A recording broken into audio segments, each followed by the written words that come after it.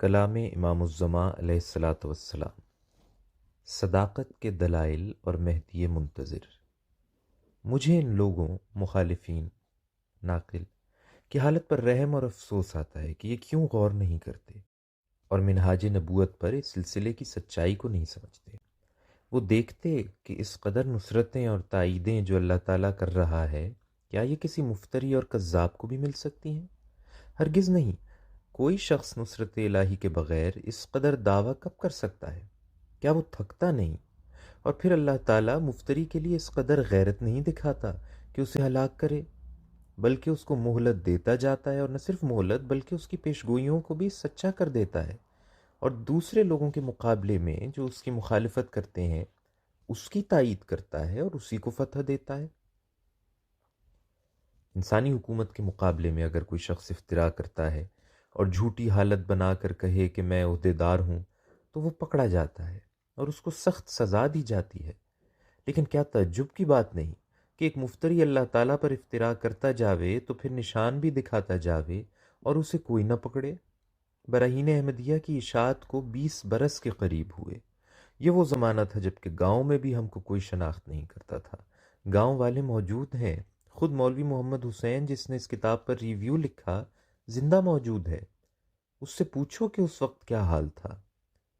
ایسے وقت خدا تعالیٰ نے فرمایا کہ فوج در فوج لوگ تیرے پاس آئیں گے، یا تو نہ من کل فج نمیق، دور دراز سے تیرے پاس لوگ آئیں گے اور تحائف آئیں گے۔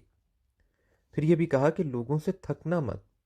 اب کوئی سوچے اور دیکھے کہ خدا تعالیٰ کے یہ وعدے کس طرح پورے ہوئے۔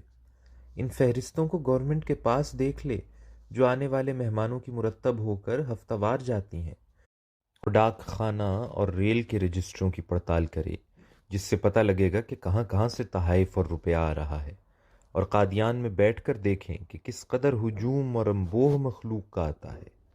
اگر اللہ تعالیٰ کا فضل اور اس کی طرف سے بشارت اور قوت نہ ملے تو انسان تھک جاوے اور ملاقاتوں سے گھبرا اٹھے۔ اس نے یہ الہام کیا کہ گھبرانا نہ، ویسے ہی قوت بھی عطا کی کہ گھبراہٹ ہوتی ہی نہیں، اور ایسا ہی انگریزی، اردو، عربی، عبرانی میں بہت سے الہامات ہوئے جو اس وقت سے چھپے ہوئے موجود ہیں اور پورے ہو رہے ہیں۔ اب خدا ترس دل لے کر میرے معاملے پر غور کرتے تو ایک نور ان کی رہبری کرتا، اور خدا کی روح ان پر سکینت اور اطمینان کی راہیں کھول دیتی۔ وہ دیکھتے کہ کیا یہ انسانی طاقت کے اندر ہے جو اس قسم کی پیش گوئی کرے۔ انسان کو اپنی زندگی کے ایک دم کا بھروسہ نہیں ہو سکتا، تو یہ کس طرح کہہ سکتا ہے کہ تیرے پاس دور دراز سے مخلوق آئے گی، اور ایسے زمانے میں خبر دیتا ہے جب کہ وہ محجوب ہے اور اس کو کوئی اپنے گاؤں میں بھی شناخت نہیں کرتا۔ پھر وہ پیش گوئی پوری ہوتی ہے، اس کی مخالفت میں ناخنوں تک زور لگایا جاتا ہے، اور اس کے تباہ کرنے اور معدوم کرنے میں کوئی کسر باقی نہیں رکھی جاتی، مگر اللہ تعالیٰ اس کو برومند کرتا اور ہر نئی مخالفت پر اس کو عظیم الشان ترقی بخشتا ہے۔ کیا یہ خدا کے کام ہے یا انسانی منصوبوں کے نتیجے؟ اصل یہی ہے کہ یہ خدا تعالیٰ کے کام ہے، اور لوگوں کی نظروں میں عجیب۔ مولویوں نے مخالفت کے لیے جہلاء کو بھڑکایا اور عوام کو جوش دلایا، قتل کے فتوے دیے، کفر کے فتوے شائع کیے، اور ہر طرح سے عام لوگوں کو مخالفت کے لیے آمادہ کیا، مگر کیا ہوا؟ اللہ تعالیٰ کی نصرتیں اور تائیدیں اور بھی زور کے ساتھ ہوئیں، اسی کے موافق جو اس نے کہا تھا۔ دنیا میں ایک نذیر آیا، پر دنیا نے اس کو قبول نہ کیا، مگر خدا تعالیٰ اسے قبول کرے گا اور بڑے زور آور حملوں سے اس کی سچائی ظاہر کرے گا۔ جو مولوی مخالفت کے لیے شور مچاتے اور لوگوں کو بھڑکاتے ہیں، یہی پہلے ممبروں پر چڑھ کر رو رو کر دعائیں کیا کرتے اور کہا کرتے تھے کہ اب مہدی کا وقت آ گیا۔ لیکن جب آنے والا مہدی آیا تو یہ شور مچانے والے ٹھہرے، اور اسی مہدی کو مضل اور ضال اور دجال کہا، اور یہاں تک کہ مخالفت کی کہ اپنے خیال میں عدالتوں تک پہنچا کر اس سلسلے کو بند کرنا چاہا۔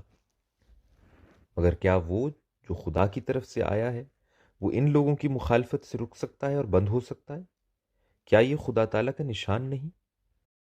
اگر یہ اب بھی نہیں مانتے تو آدم علیہ السلام سے لے کر اس وقت تک کوئی نذیر دو کہ اس طرح پر 20 برس پہلے ایک آنے والے زمانے کی خبر دی اور پھر ایسی حالت میں کہ لوگوں نے اس پیش گوئی کو روکنے کی بہت کوشش کی، وہ پیش گوئی پوری ہو گئی اور لوگوں کا کثرت کے ساتھ رجوع ہوا، کیا یہ نشان کم ہے؟ اس کی نظیر دکھاؤ۔ ملفوظات جلد 5 صفحہ 18 تا 21، ایڈیشن 1984، الفضل 13 نومبر 2020، آواز مدبر احمد خان۔